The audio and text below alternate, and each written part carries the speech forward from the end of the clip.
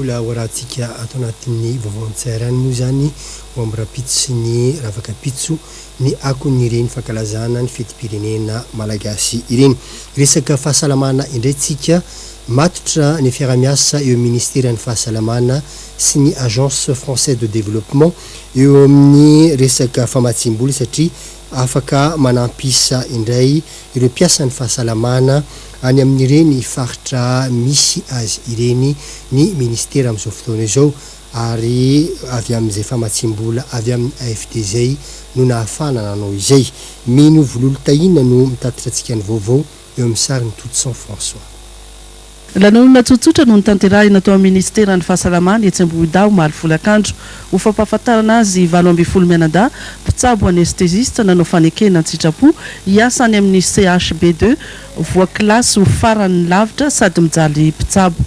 Tanjona voalohany kendrena amin'izao dingana lehibe nataon'ny ministera ny fahasalamana izao dia ny APNA na hatrany amin'ny 3/efany ny tahany reny maty eo ampeterahana ka ao anatiny 12 taona no anatanterahana izany. Eo ihany koa ny azahoana fitsaboana manara-penitra sy manatona ny vahoaka.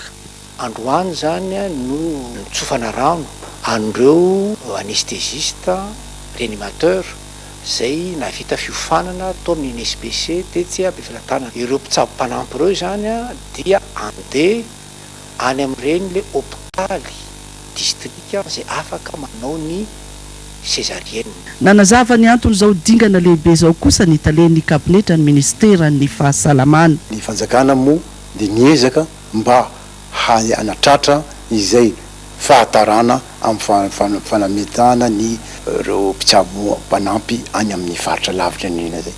Teo ihany koa ny fanomezana azy ireo ny taratasim-bola mirakitra ny vatsim-pianarana mandritra ny herintaona sy ny fanolorana baiboly amin'ny edikateny ombonana ho vatsim-panahy ho azy ireo avy amin'Andriamatoa minisitra mivady.